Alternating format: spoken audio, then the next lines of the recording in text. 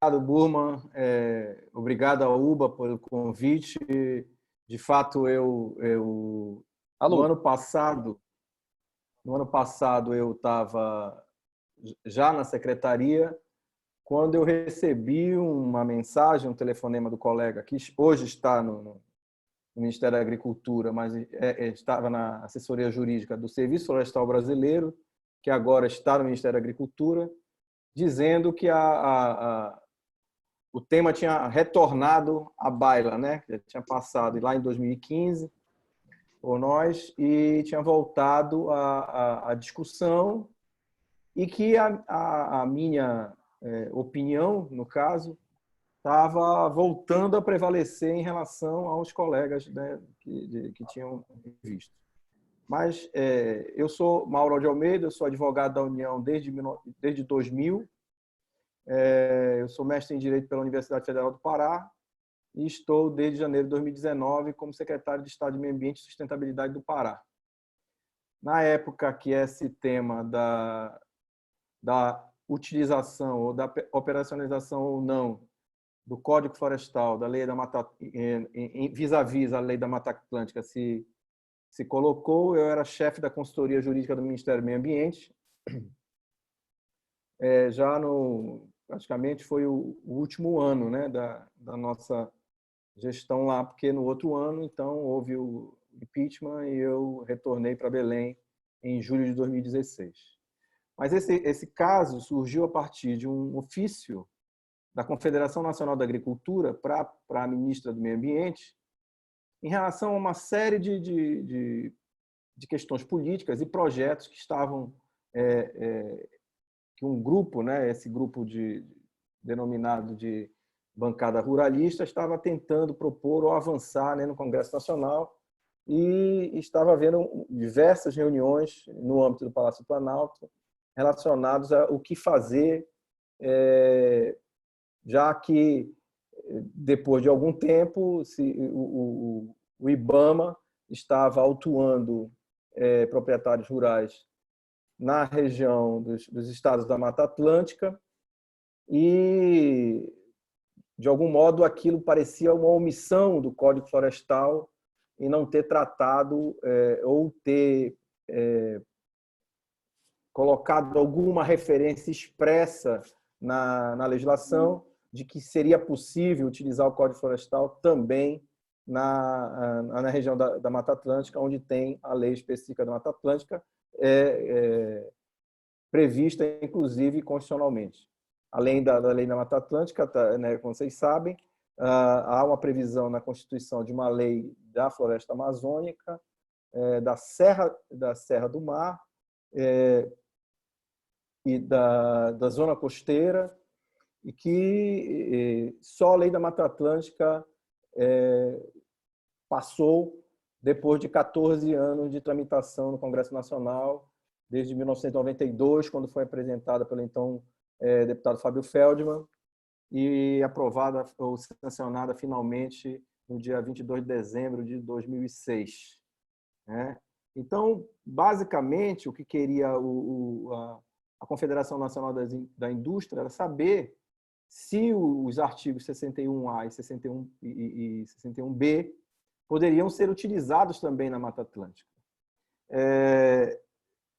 Esclareço desde logo que é muito comum no Ministério a gente receber esse tipo de consulta, né? Apesar de nós sermos uma consultoria jurídica do Ministério e do ministro, ou da ministra de então, era muito comum a gente receber consultas de prefeituras, de entidades de classe, etc., e que muitas vezes a ministra devolvia por conta de que nós não fazíamos consultoria, esse tipo de consultoria para entidades e órgãos públicos, né?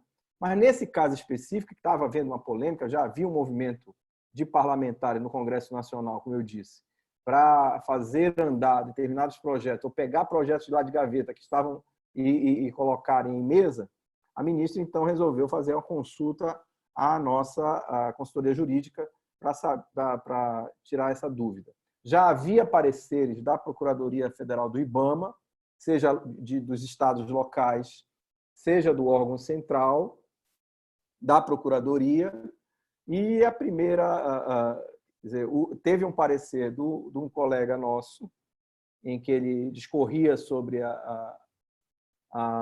toda essa questão do acolhimento ou não da lei da Mata Atlântica, ou do Código Florestal em relação à Mata Atlântica, mas no final concluía que não era possível, então, a aplicação dos artigos 61A e 61B do Código Florestal no bioma Mata Atlântica. Então, o meu despacho, na verdade, não foi o parecer, foi um despacho em que eu coloquei as minhas razões. Isso é uma questão interna da AGU. Você pode aprovar parcialmente um parecer, reprovar ele integralmente, ou pedir ao parecerista que refaça ou complemente o seu parecer, né? No meu caso, eu achei que o parecer dele estava bem fundamentado, mas discordava da conclusão, né? E o fundamento que eu usei foi o artigo 1º da Lei da Mata Atlântica, que dizia ou diz, né, que a Lei da Mata Atlântica serviria para o bioma, e que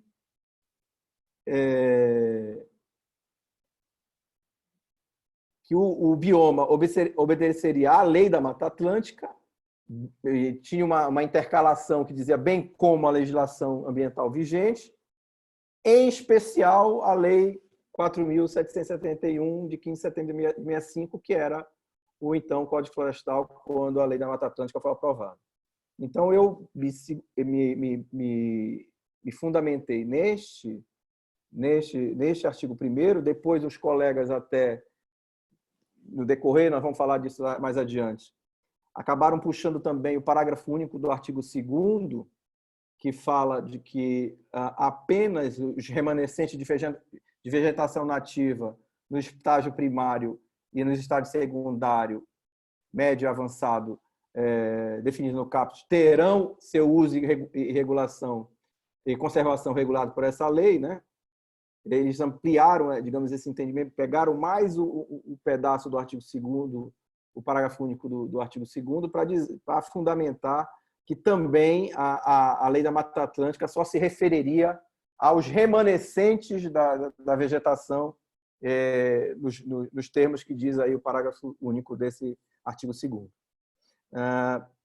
Então, eu disse então que a Lei da Mata Atlântica ela não era, grosso modo, uma ilha, ela precisava de integração, porque ela cita também o Código Florestal em mais 4, 5 ou 6 oportunidades da legislação, e que ela precisava dessa integração porque ela pediu essa integração, ela pediu essa completude. Ela não só... até porque, se vocês perceberem em todo o texto da Lei da Mata Atlântica, ela se refere quase sempre ao desmatamento e à utilização e a autorização, utilização, licenciamento de empreendimento, de interesse público, de utilidade pública, interesse social, mas quase todo o foco dela é no desmatamento, a questão do desmatamento da Mata Atlântica.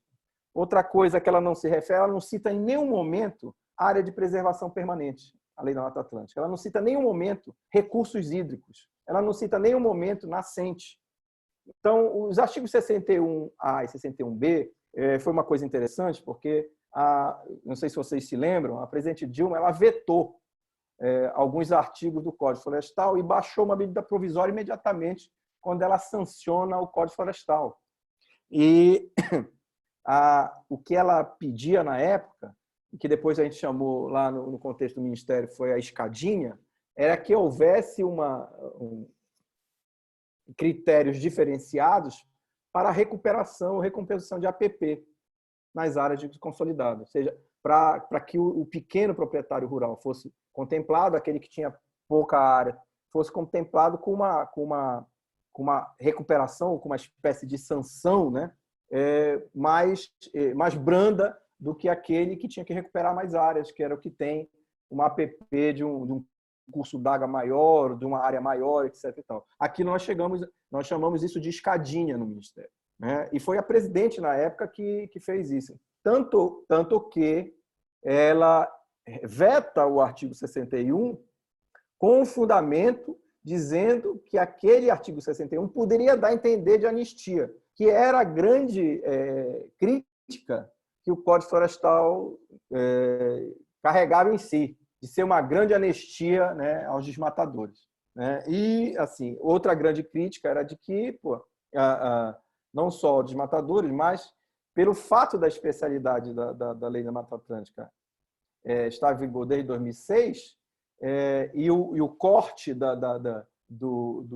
Código Florestal ser de 2008, nós poderíamos estar ampliando o que seria, né, uma anistia a desmatadores, ou validando ilícitos do Código Florestal, a partir do Código Florestal dos artigos 61A e 61B. E que, de certa forma, o que se pretendeu lá, e que depois também foi objeto, inclusive, de elogios, né? Porque a conta que se fez na época no Ministério é que, se a gente conseguisse fazer o cadastro ambiental rural, os planos de regularização ambiental, essas escadinhas previstas, né, no Código Florestal, nessa parte do Código Florestal, nós íamos ter uma recuperação de 70 milhões de hectares de floresta. Então, seria o maior programa de recuperação de florestas do mundo, até então, porque agora tem a China também está se apresentando como um grande foco de recuperação florestal, etc. Então, a conta que se fazia era de que exatamente o Código Florestal propiciaria a recuperação florestal, né? Inclusive de áreas de preservação permanente, o que nós não encontramos na Lei da Mata Atlântica. Se a gente fosse levar a ferro e fogo o que se pretendia as procuradorias federais do IBAMA e até o Ministério Público à época, dizer assim, a Lei da Mata Atlântica não prevê essa escadinha, não prevê recomposição florestal e de APP e área de uso consolidado, então tem que recompor tudo. Essa era, no grosso modo, como o setor produtivo entendia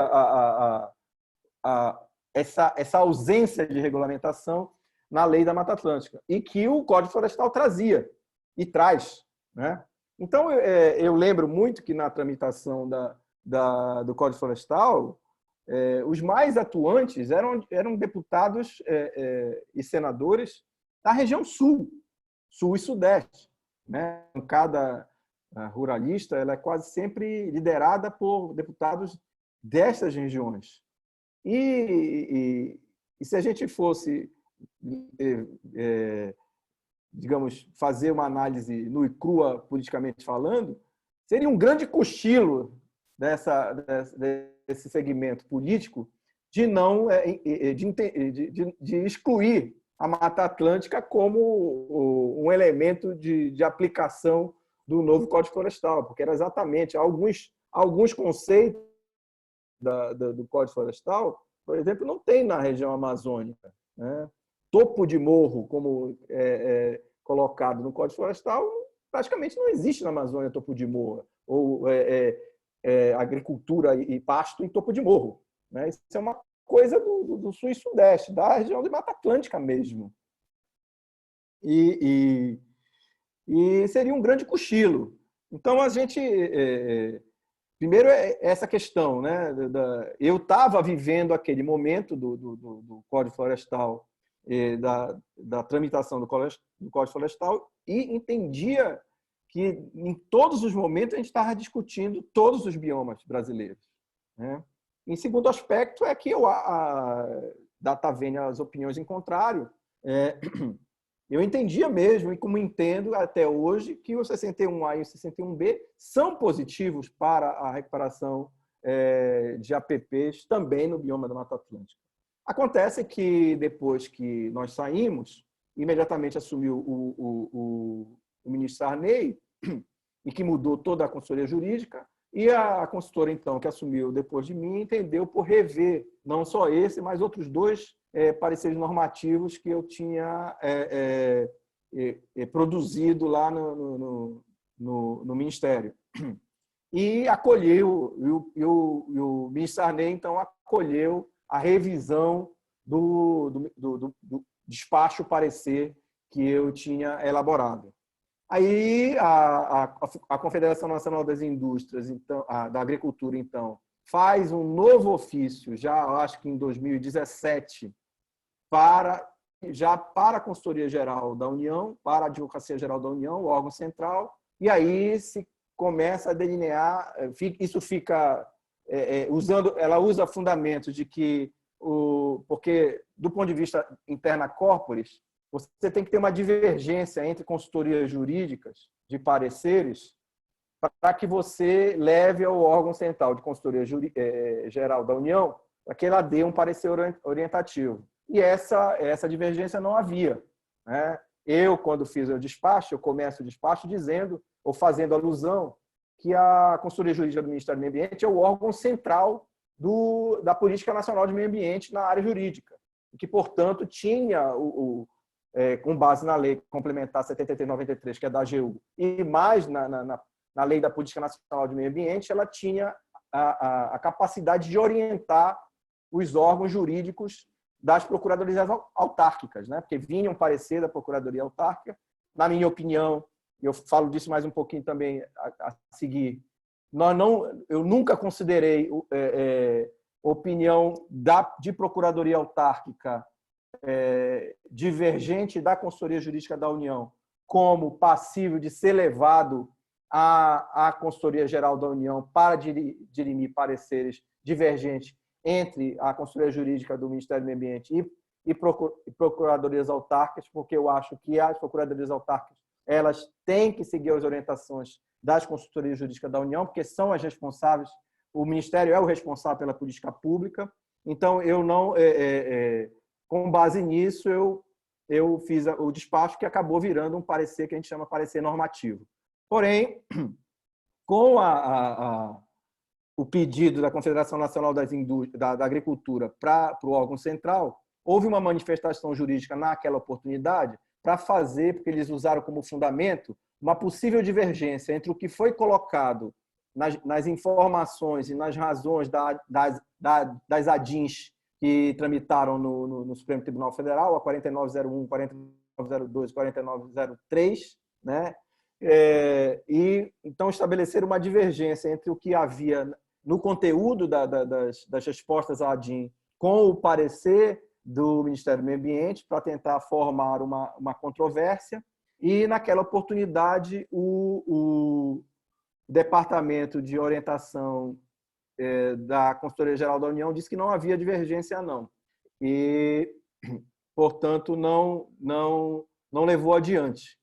Mas aí mudou o governo, né? E aí já, acho que em 2018, ela tem uma nova tentativa de estabelecer controvérsia, e aí já em 2019 a Consultoria Geral da União pede para o MAPA, que aí o MAPA já está com o Serviço Florestal lá, já muda a lei de organização da Presidência da República, e então o MAPA acaba por apresentar uma divergência da nota que substituiu o meu parecer naquela oportunidade. Isso é uma outra coisa que, se eu estivesse na AGU, eu concordaria com a Consultoria Jurídica do Ministério do Meio Ambiente, com a Procuradoria Federal do IBAMA, nesse caso, porque também, como o tema era estritamente ambiental, o MAPA não poderia criar divergência de um tema que não é da sua atribuição. Como o tempo passou, né?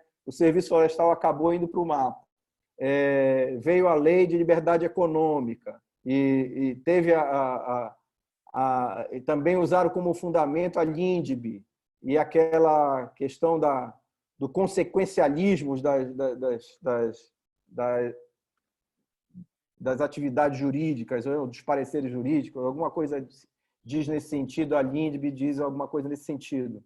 E então, o o Ministério da Agricultura faz um parecer e a Consultoria Jurídica, a Consultoria Geral da União acaba por acolher esse parecer como uma divergência da nota do Ministério do Meio Ambiente. E aí, então, a Consultoria Geral da União dá um parecer através do DECO, que é o Departamento de Consultoria e Orientação Normativa, dá um parecer já juntando, além da questão das razões em que a AGU responde às ADINs, ela faz essa referência ao parágrafo único do artigo 2º da Lei da Mata Atlântica. Ela faz referência às discussões travadas no Supremo Tribunal Federal em relação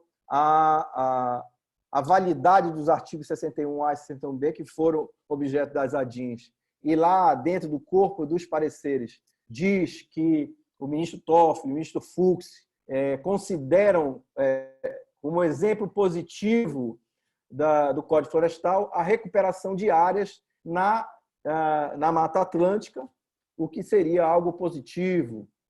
Também fazem referência ao decreto 6.660 e ao antigo decreto 750, dizendo que eles já, naquela oportunidade, tratavam das áreas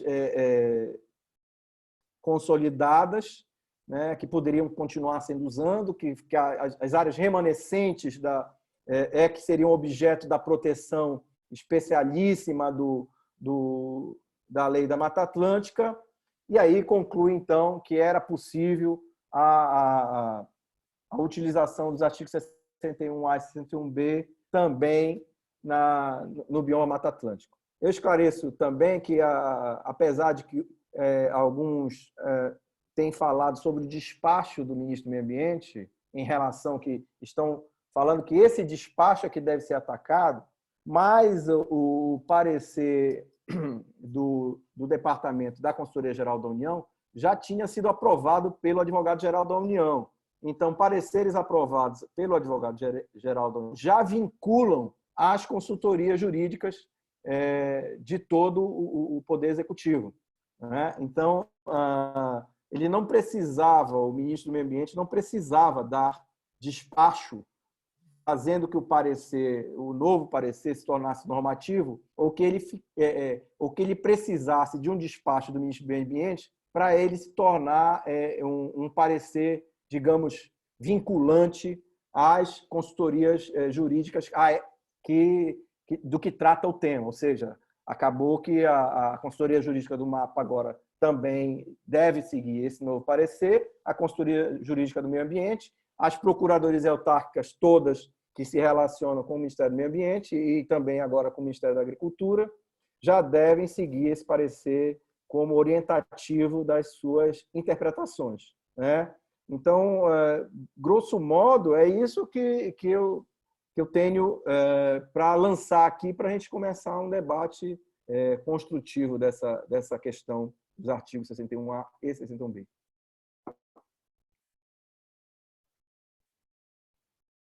Muito bem, Mauro, muito legal teu histórico, isso que tu conta, né? Tu estava vivendo lá dentro da consultoria jurídica do Ministério do Meio Ambiente na época da ministra Isabela Teixeira, né? E esse relato histórico é muito importante já para a gente se situar e entender, inclusive, essa tua percepção, esse teu conhecimento a respeito dos trâmites, né, burocráticos do Ministério do Meio Ambiente, do governo, né, porque essa informação que tu nos traz aí, que o ministro não precisaria nem ter dado um despacho, né, para fazer o parecer ter o efeito vinculante, considerando que já tinha sido aprovado pela Advocacia Geral da União, ou seja, então é interessante saber para até entender qual foi a motivação, eventualmente técnica ou política que tenha. Se tu me permite uma complementação, eu também recebi pelas redes um vídeo que teria acontecido no Palácio do Planalto, em que o presidente mais os ministros o advogado-geral da época, a ministra da Agricultura, etc., dão a entender que o presidente ia aprovar o parecer, né? Que ele até chegam a assinar, não lembro agora se o próprio presidente assinou na época algum papel, mas assim, e depois a gente tem a notícia de que não, o presidente não fez porque se o presidente assina o parecer, aí vincula a administração inteira, né? Mas ele acabou não assinando, ficou só a assinatura do advogado-geral e depois veio essa questão do despacho do ministro do Ambiente que tornou o parecer normativo, digamos assim. Muito bem. É que o comentário que eu fiz é que, como tu mesmo informa, né, ele não era necessário, né? Então, a aprovação, como o Marcel também, né, também advogado da União aqui, né, a aprovação da AGU já vincula a Procuradoria. Então, em tese, né, pelo que tu está confirmando, o ministro não precisava ter feito esse despacho para consolidar esse entendimento que estava vindo, né? Com a aprovação do ministro, vincula a administração do Ministério do Meio Ambiente, né, Marcel? Acredito que seja nesse sentido que ele tem. Sim, torna mais forte, mas não é necessário. Mas, enfim, né, tecnicamente não é necessário, imagino, por conta da legislação interna aí, dos pareceres, da aprovação dos pareceres aí dentro. É um reforço que eu entendo, teoricamente sei, porque participei de administração, é um reforço político, né? Que é um reforço político, o Ministério vai lá e chancela o entendimento da Advocacia Geral da União. Mas, enfim, vou passar a palavra para o professor Paulo de Bessa Antunes e, na sequência, quem tiver interesse em fazer qualquer manifestação aqui, por favor, se inscrevam aqui no chat e aí a gente vai passando a palavra de acordo com a ordem de inscrição. Bom, Burman, muito obrigado. Boa noite a todos. Mauro, satisfação de ver que você está bem aí de saúde, está bem ativo. Isso é importante, porque aí em Belém do Pará a coisa está feia, né? Está feia. Bom, em primeiro lugar, Mauro, eu acho assim que a tua exposição foi uma exposição muito boa, muito interessante com relação a essas questões todas, e ela certamente ilustrou muito a nossa discussão. Mas há uma questão muito importante da interpretação do direito, pelo menos do direito positivo, tal como ele existe nos países de tradição romano-germânica, é que aqueles chamados trabalhos preparatórios, a intenção do legislador, eles são secundários com relação à interpretação do texto legal. Uma outra questão que precisa também ter claro é que, dentro da interpretação jurídica, existem interpretações possíveis e não interpretações certas, porque se nós tivéssemos interpretações certas, nós seguramente poderíamos colocar tudo dentro de um computador e o computador, então, daria as soluções jurídicas e tal, e a questão não é essa. Portanto, a posição que a AGU defende com relação a essa questão é uma das interpretações possíveis. Mas me parece que aí existe, evidentemente, uma decisão política em relação à interpretação possível. Ou seja, o governo federal, politicamente, preferiu privilegiar uma determinada interpretação e não outra, não é? E aí nós temos, inclusive, a ministra Isabela, por exemplo, que era execrada há tempos atrás, uma amiga minha pessoal, uma pessoa que eu tenho muito carinho e gosto muito dela. A interpretação que a administração dela deu a essa norma é a mesma interpretação da atual administração em relação a esse assunto. Me parece que há uma outra interpretação possível e que talvez seja uma interpretação mais concetânea com o papel do Ministério do Meio Ambiente, porque o papel do Ministério do Meio Ambiente, dentro da administração, não é defender interesse da agricultura, que são legítimos. São legítimos e devem ser defendidos pelo Ministério da Agricultura. O mandato do Ministério do Meio Ambiente é outro. Né? O mandato dele é, nesse contexto todo, ele dizer o seguinte: olha, mas há um problema ambiental. Muito bem. E aí o que acontece? Existe uma questão básica de aplicação do direito que se chama lei especial e lei geral. Então, existe uma lei especial chamada Lei da Mata Atlântica, em vigor.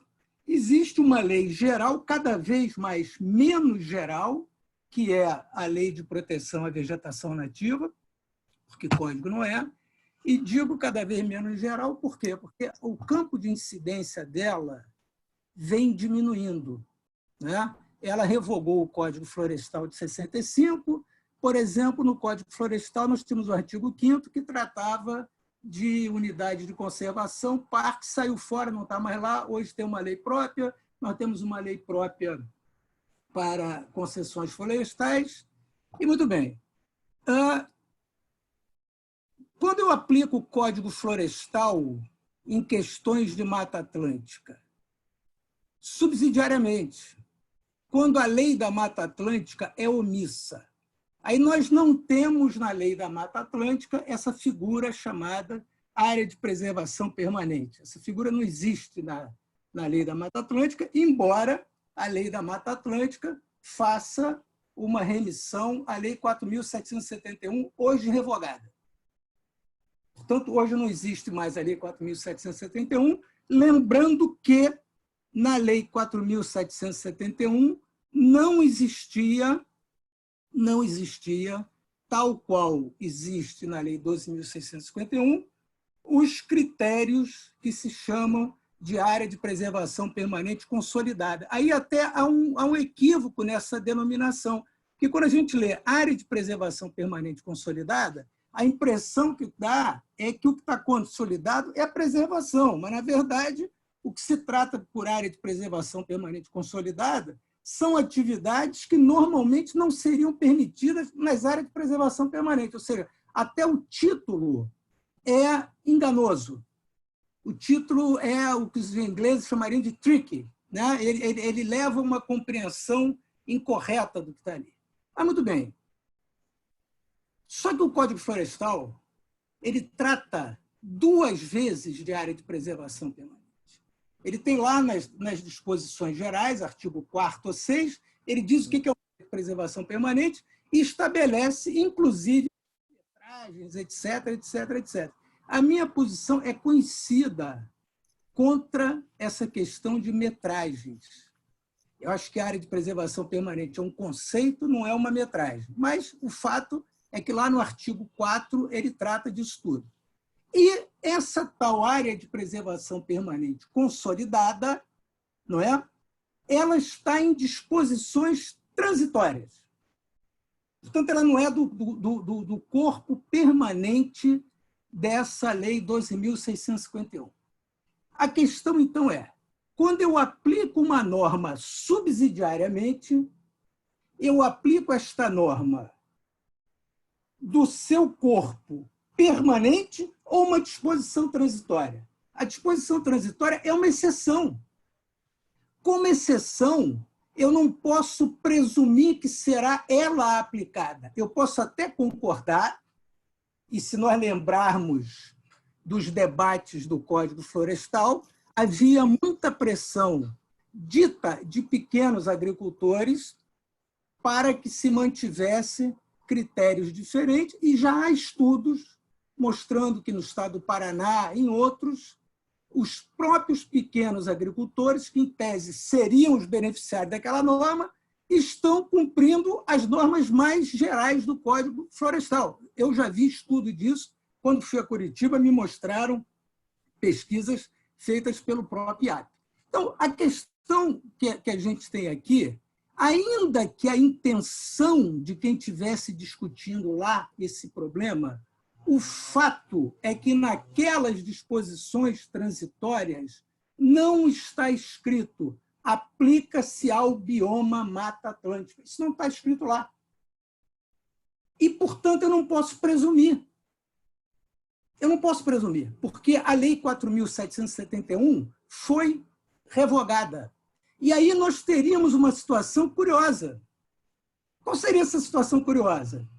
Eu tenho a Lei da Mata Atlântica, eu tenho uma área de preservação permanente, a Lei da Mata Atlântica não fala de área de preservação permanente, eu preciso aplicar a área de preservação permanente. Aí eu vou no Código, na Lei 2.651 e escolho a que dá menos proteção para ser aplicada, que é uma norma transitória. Eu não estou dizendo que a definição... Tá. Por favor. Não, assim, tu defendes, então, que no lugar da inscrição que está dito lá na Lei da Mata Atlântica, a Lei 4.771/65, eu não ponha nada no lugar. Ela foi revogada e eu não vou colocar nada no lugar dela. Isso. Não é a nova legislação. Não falei isso. Tu disseste assim, a situação é curiosa porque a Lei 4.771 é revogada e aí eu vou usar uma disposição transitória. Não foi o que eu falei. Eu entendi assim. Não foi o que eu falei. Tá bom, então... Não foi o que eu falei. Está gravado. O que eu disse, o lugar é a 12.651, que tem em 2 lugares, ela fala de área de preservação permanente, no corpo permanente da lei e no corpo transitório. O transitório é excepcional, por isso é que é transitório. E se eu vou aplicar subsidiariamente a lei 12.651, eu tenho que aplicar o seu corpo permanente. Agora, veja, isto é solução possível.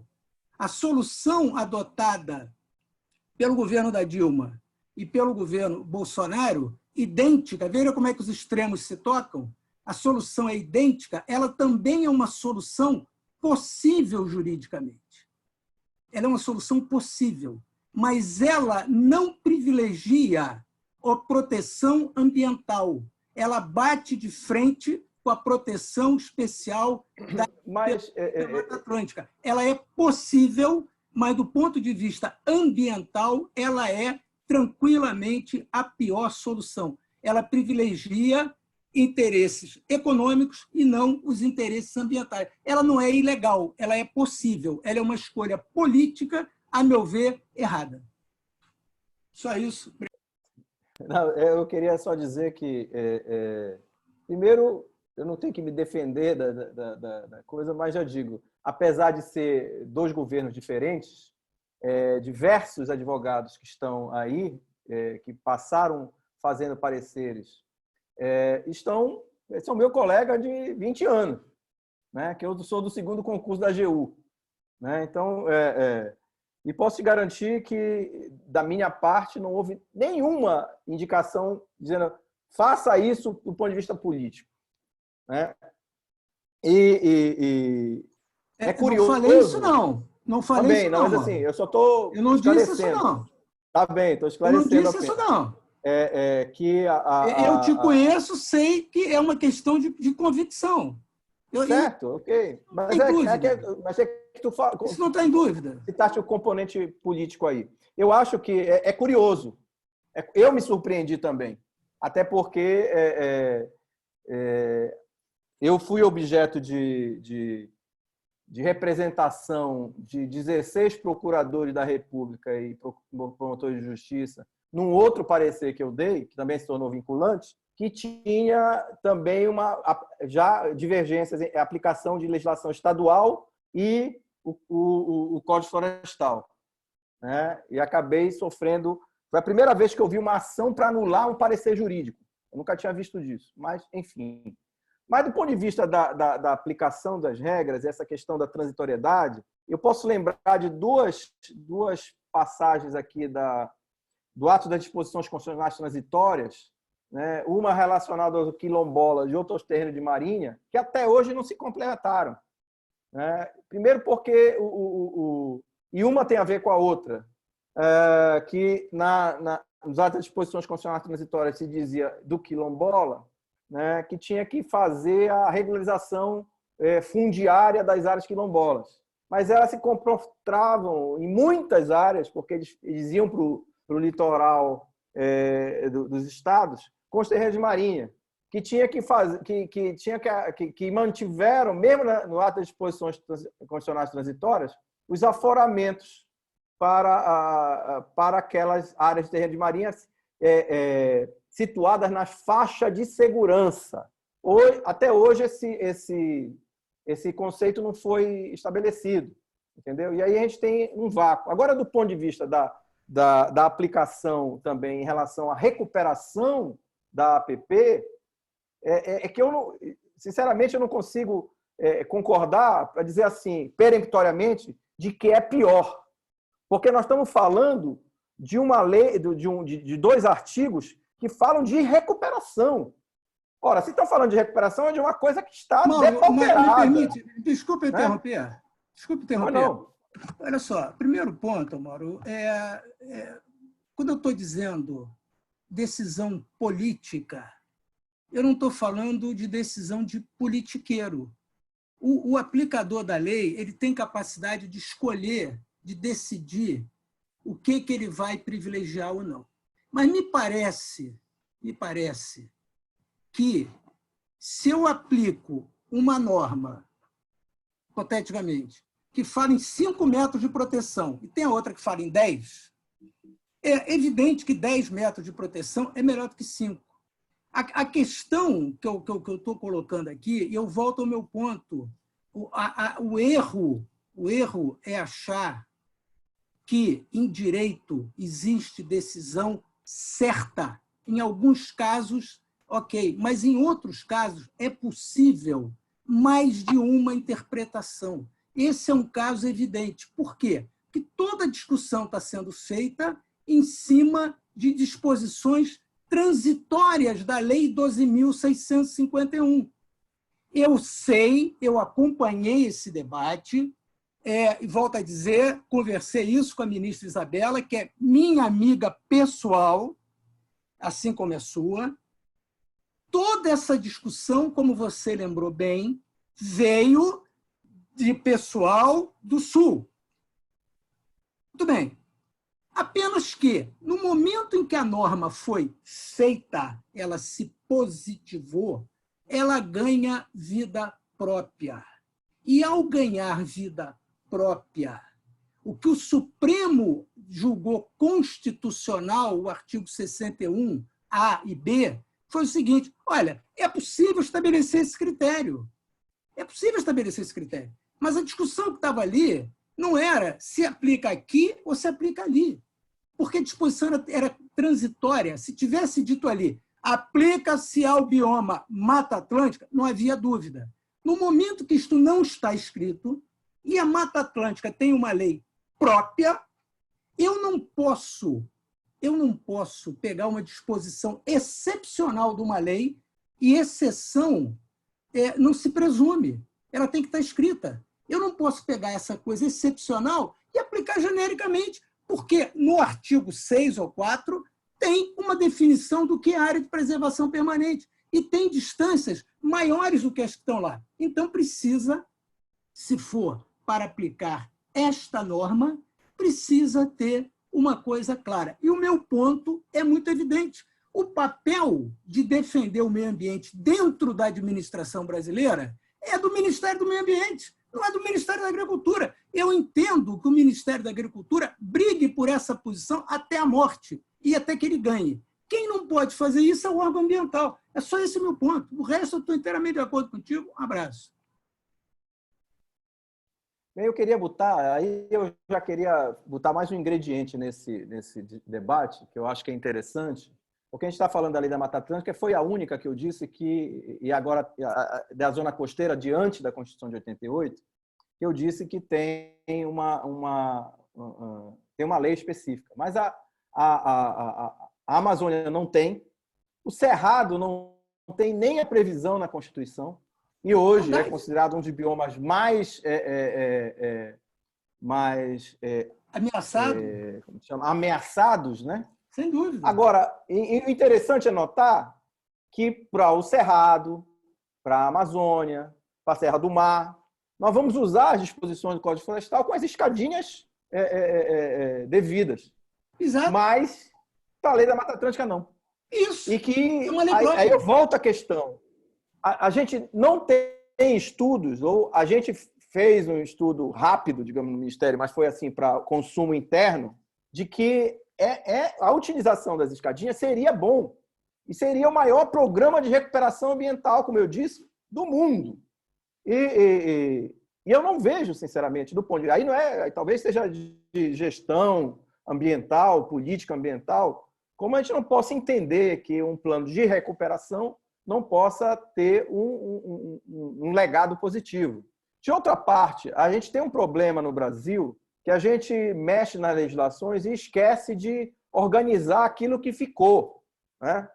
E se a gente for ver desde o Código 34, 67 ou 65, o Código 65 ele veio depois de uma grande tragédia no Rio de Janeiro, né?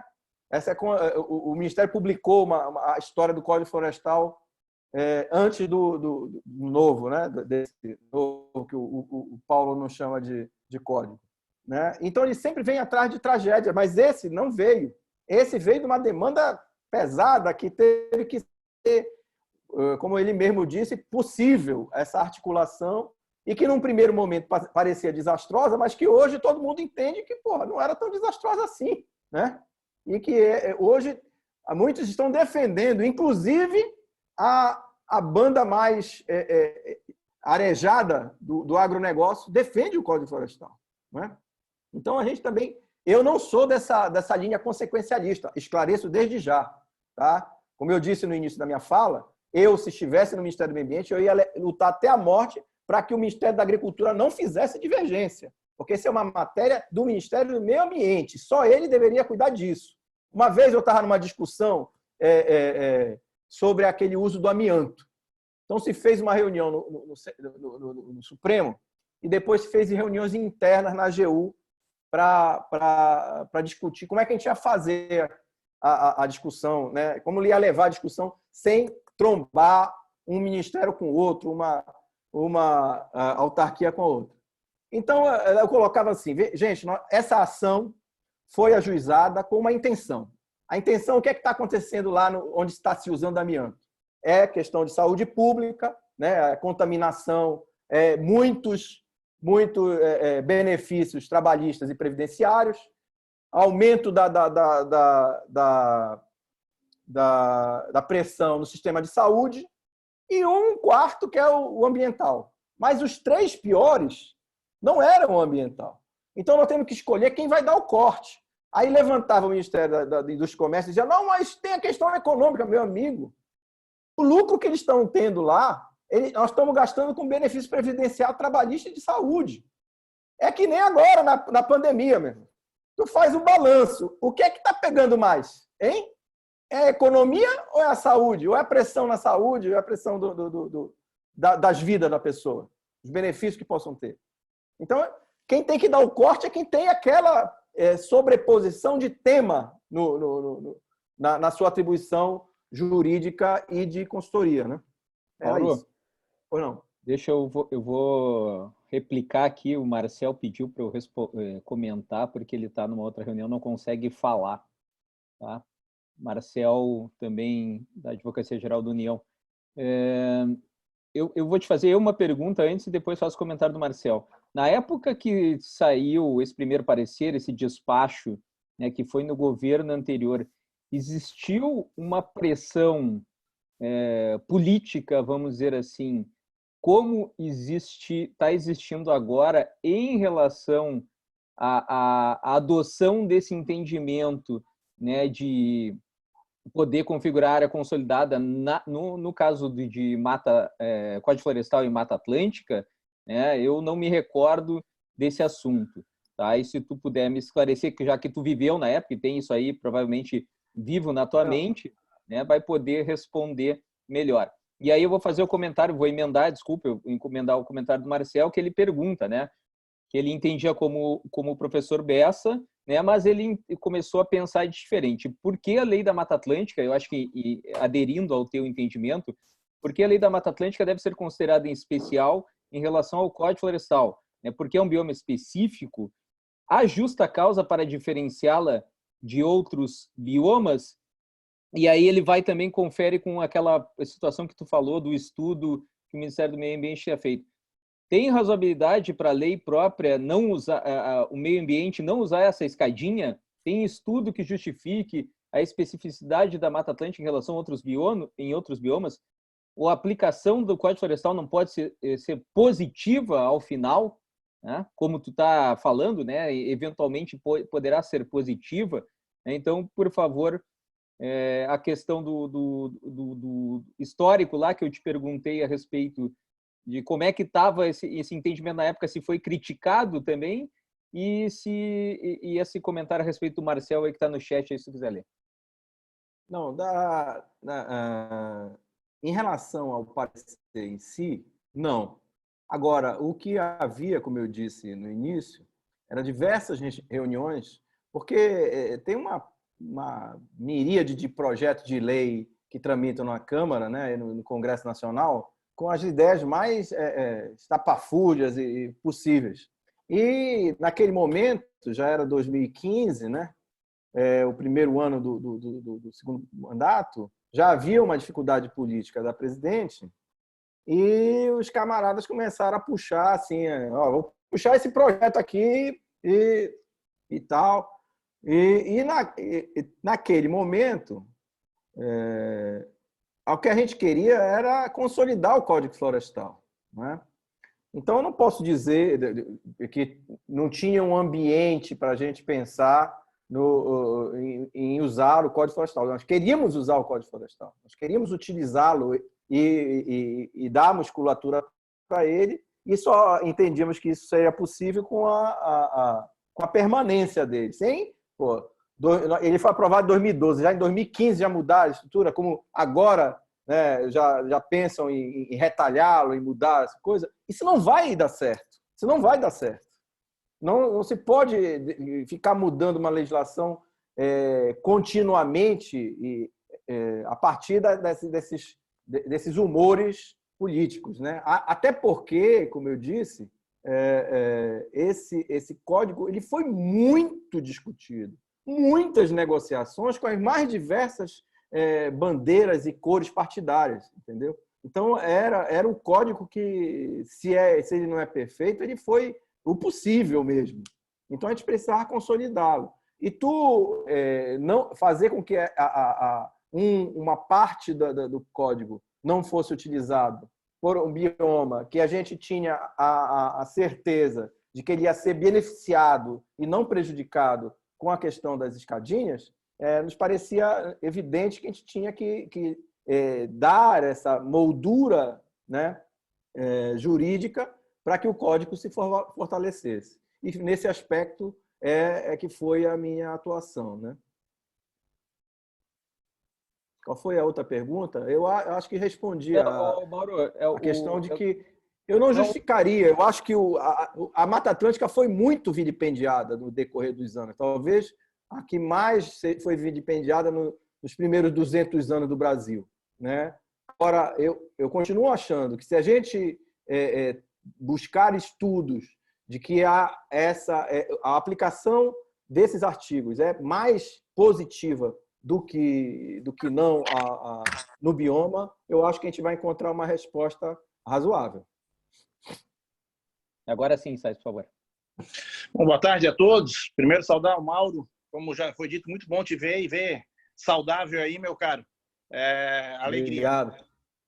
Saúde também, Marcel, querido amigo aí, que também é da AGU. Parabéns pelo trabalho que vocês aí ao longo desses anos todos fazem. E muito legal te ouvir falar assim, né? Independente de governo, não vou falar aqui de questão política, até porque analisando aí o parecer, né, da AGU, e fico muito feliz assim que, independente do governo, por um período houve a mudança de entendimento, mas eu particularmente me coaduno com o entendimento que era e que voltou a ser.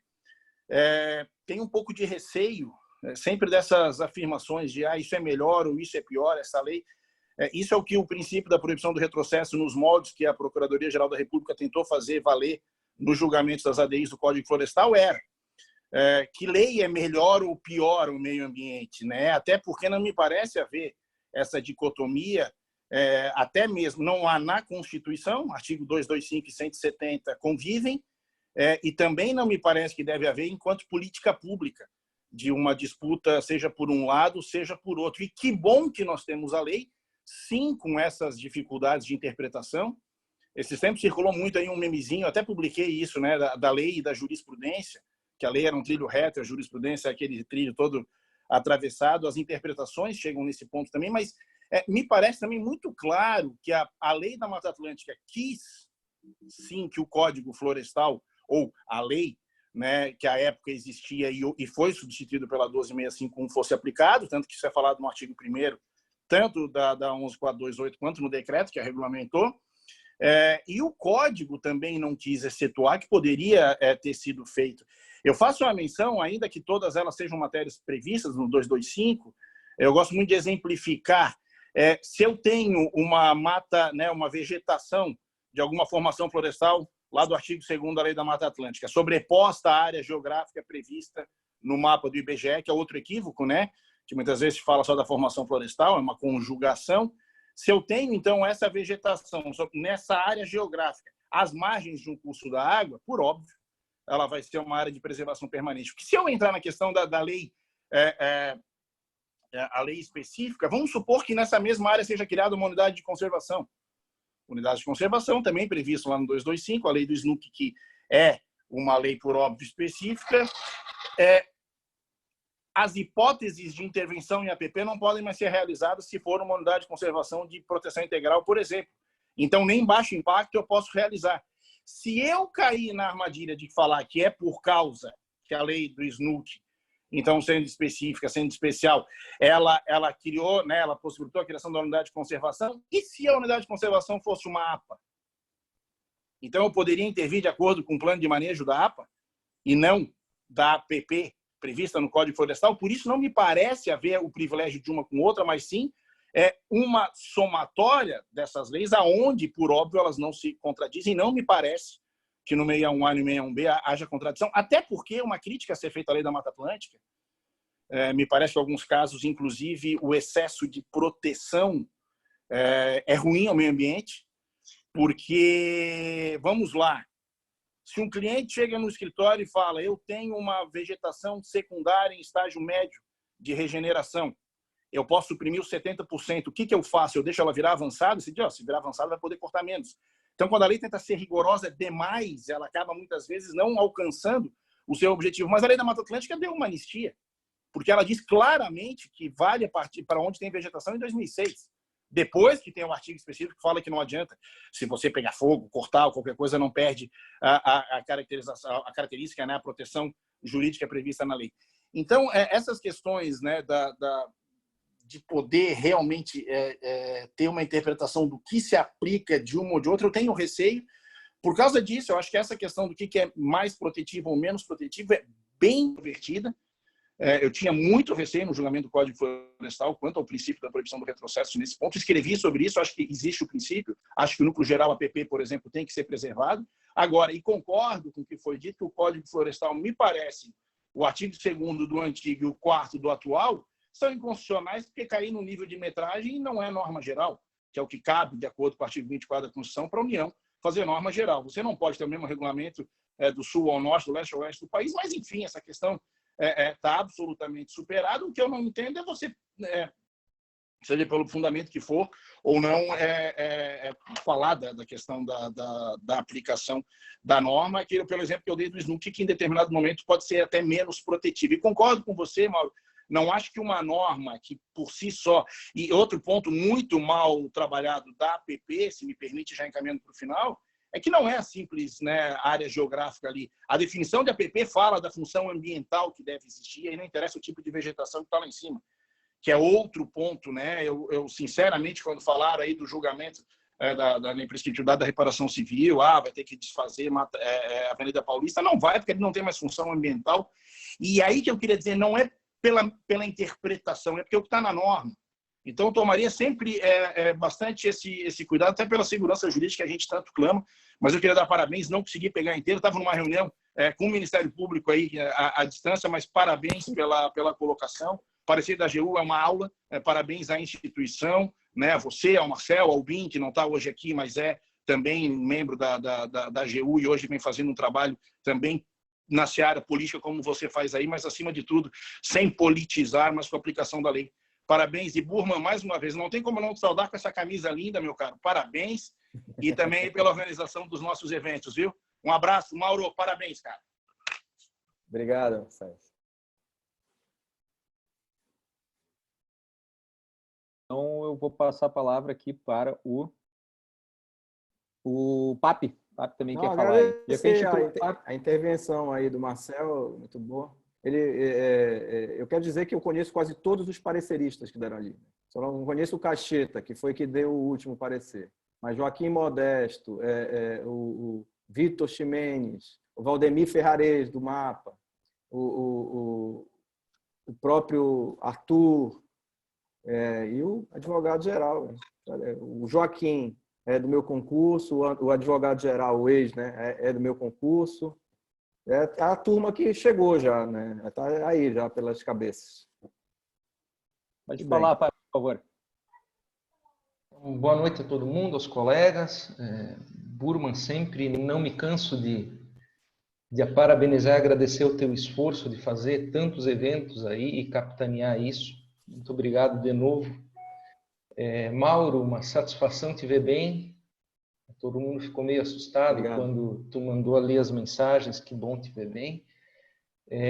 Dizer que sempre é uma grande satisfação ouvir gente como o professor Paulo Bessa, te ouvir sobre assuntos tão intrincados.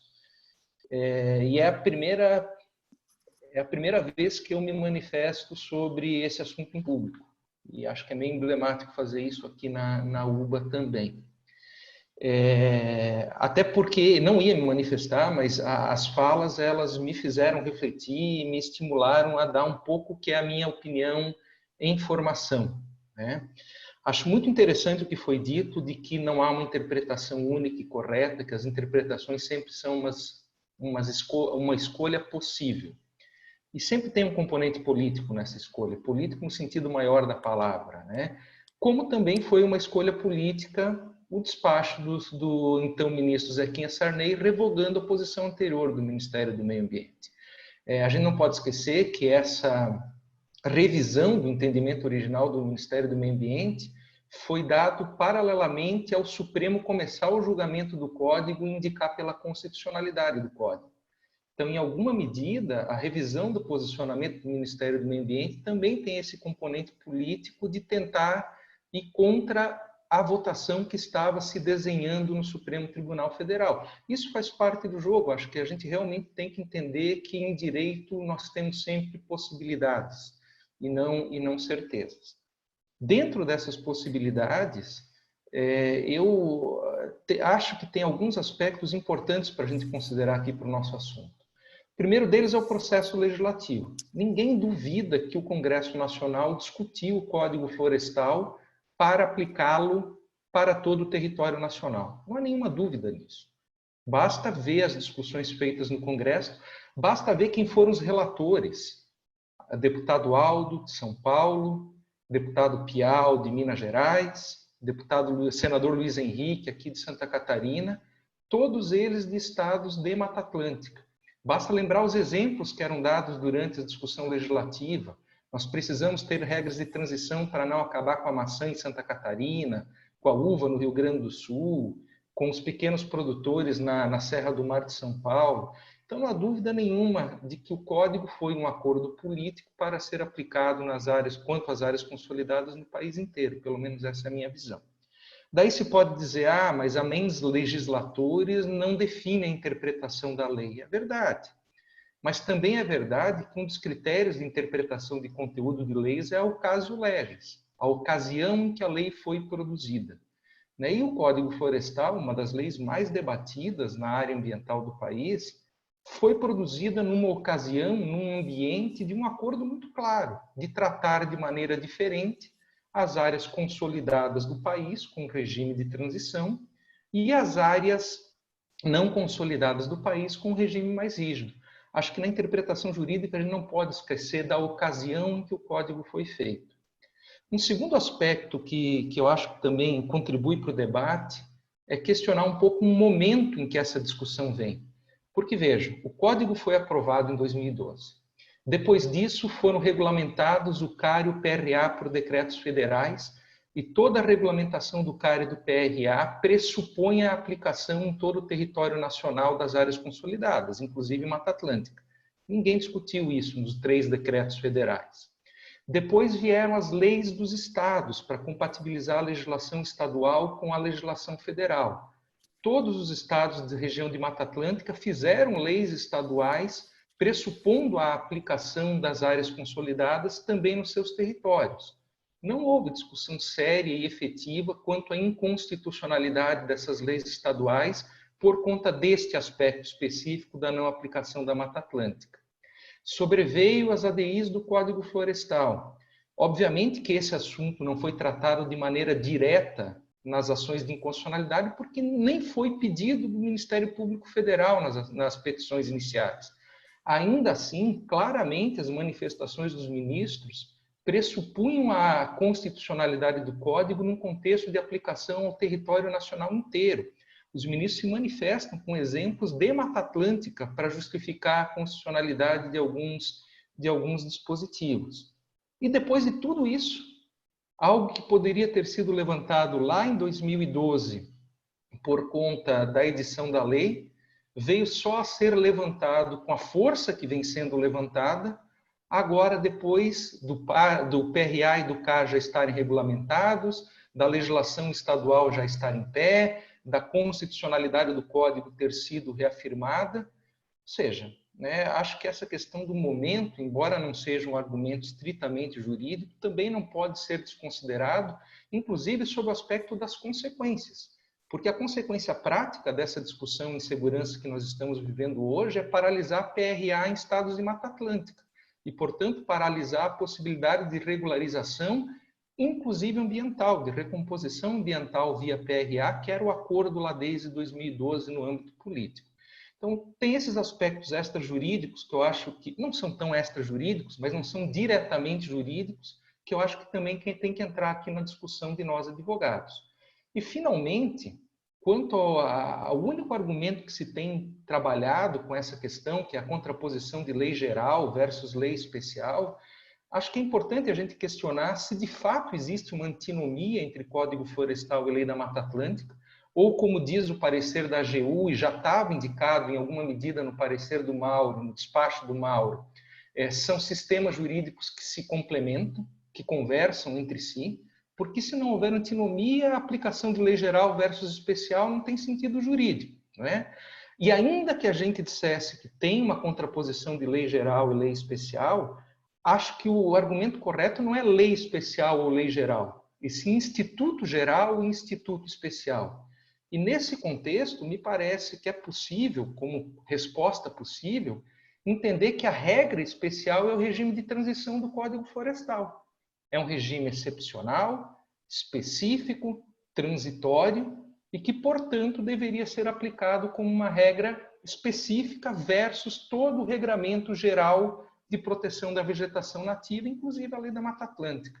Então, acho que há essas questões de contexto que precisam ser melhor trabalhadas durante essa discussão, refletidas, e há também essa questão de verificar de maneira um pouco mais a miúdo e também a própria necessidade de tentar resolver isso com a contraposição de geral e especial, e se houver essa necessidade, se de fato a gente está diante de uma solução tão simples assim, de que por ser um local geograficamente definido, a Lei da Mata Atlântica necessariamente é a norma específica em contraposição com as disposições de área rural consolidada do Código Florestal. Como eu disse, mesmo para mim ainda é um pensamento em construção, foi muito útil ouvir o Mauro, ouvir o professor Paulo, o Marcos, e ainda nesse sentido de construção é que eu me estimulei e achei que poderia ser útil ao debate dividir um pouco essas minhas considerações. Era isso, Mauro, Alexandre, se tiverem alguma complementação, sempre é bem-vindo. Perfeito, Papi. Eu acho que nós, como juristas, todos aqui, temos essa... Como eu disse, eu não sou muito favorável a essa questão dos consequencialismos, mas eu não posso, nós não vivemos numa ilha que só se pensa juridicamente a coisa, né? E a gente tem que também, como eu participei, e aí tem um conteúdo também emocional na coisa, como eu participei de todo o processo diretamente e confiava na equipe técnica que estava por trás, e confio até hoje naquele pessoal que trabalhou, eu tinha a convicção de que o Código Florestal seria importante, essas disposições transitórias, para todos os biomas, né? E como você falou, é uma página ainda que a gente precisa avançar, essa questão do CAR, que ainda está mal parada, muito mal parada. É muito baixa a análise de CAR nos estados da Amazônia legal, e, por conseguinte, tu tens quase nada de PRAs, ou seja, tu ainda não conseguiste visualizar o Código Florestal em aplicação. Nós temos muita dificuldade também com a questão da regularização fundiária, porque a gente sempre disse que o Código Florestal não era uma lei de regularização fundiária, não era um elemento fundiário, mas não conseguimos desvencilhar essa questão, muito por causa também da atuação dos ministérios públicos de uma maneira geral, né, que insistem na questão da regularização fundiária. Não que eu não veja valor nisso. Nós temos problemas, nós temos gente que está usando, já que usaram o cadastro ambiental rural para fazer uma espécie de regularização fundiária ou dar o bypass na regularização fundiária, se usa o CAR para se dizer, né, poceiro, para fazer grilagem, para fazer especulação imobiliária, etc. E nós não conseguimos vencer isso ainda. Ou a gente consegue vencer isso, ou a gente também não sai do lugar, seja no bioma Mata Atlântica, seja nos outros biomas do Brasil. Excelente, Mauro. Agora, agradeço demais a tua intervenção, Papi. Excelente, Papi, né? Como eu falei ali, né? Sempre importante ouvir a tua opinião, né? Gostamos muito, Papi. É um pensamento em construção, esse debate aí está em aberto, né? Para todos ainda que tiverem, alguém quiser fazer alguma consideração, se alguém quiser escrever, por favor, vamos aproveitar esse espaço. Eu queria só esclarecer, ainda agora alguém falou dos pareceres do advogado-geral. Vou ler aqui assim: os pareceres do advogado-geral são submetidos à aprovação do presidente da República. Aí o parecer aprovado e publicado juntamente com o despacho do presidente, ele vincula a administração federal inteira. Os órgãos e entidades ficam obrigados a lhe dar fiel cumprimento. O parecer aprovado, mas não publicado, obriga apenas as repartições interessadas. Tá? Então, no caso aqui, eu nem sei se chegou a ser aprovado pelo presidente, mas ele só foi aprovado pelo advogado-geral. Então, o parecer, ele só vinculou às consultorias jurídicas dos interessados. Tá bem? Ótimo. Ótimo, sim. Como não tem mais ninguém inscrito, né, a gente vai encerrar esse debate no dia de hoje, agradecendo esse debate alto nível, né, de vários posicionamentos a respeito dessas interpretações, entre aspas, divergentes, né, a respeito da aplicação do Código Florestal, Lei de Proteção da Vegetação Nativa e a Lei da Mata Atlântica. Agradecendo demais, Mauro, nosso secretário do Meio Ambiente do Pará, por todo o teu histórico, né, que tu traz para a gente, né, que isso é muito legal, né, a questão política, né, de como se foi construído, né, isso aí também faz parte, né, desse processo, né, então é muito importante efetivamente, né, todo esse relato que tu nos traz, né, e a participação de todos, né, agradecendo mais uma vez. Me despeço aqui, que todos se cuidem, todos fiquem bem. Esse evento fica gravado no canal do YouTube da UBA e para quem quiser acessar no canal do YouTube. Certo, senhoras e senhores? Nos vemos na próxima oportunidade. Mauro, Papi, Rita, presidente Paulo, Guilherme, Mônica, o Luiz, o Fernando, a Roberta, Abração aí. João Manuel, o Jorge, a Bruna e todo mundo que está nos assistindo. Um grande abraço e até o próximo. Obrigado, pessoal. Obrigado, Paulo, Alexandre, Papi, Marcos Salles, pelas intervenções e pela oportunidade. Grande abraço a vocês.